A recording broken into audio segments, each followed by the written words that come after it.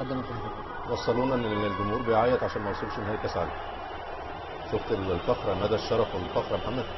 الجمهور المغربي الموجود بيعيط عشان فريقه ما وصلش نهائي كاس عالم. وهو طموح حقق البطوله كان وصول الدور الثاني. طبعا.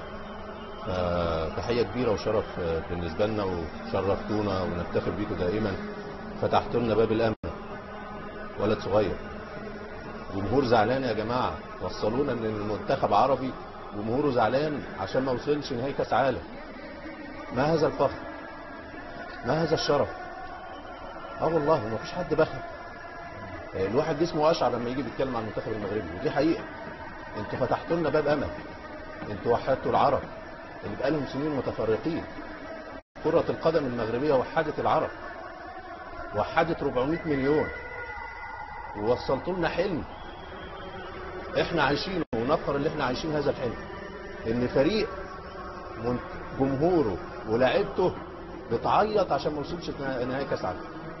فهذا فخر وشرف، وشرفتونا، ولا مجال للنقد، ولا مجال ان احنا انتوا بداتوا غلط ولا المدرب بدا غلط. انت بتلعب حمل لله. فبطوله كبيره، ملحمه، 6 مباريات ملاحم تدرس. اول فريق دفاعيا ممتع، وهجوميا ممتع، بدون كره ممتع، وبكره ممتع. وناحي خططت القلوب يا وناحي. زياش اول مره اشوف بطوله لزياش منضبط من الناحيه الهجوميه والناحيه الدفاعيه.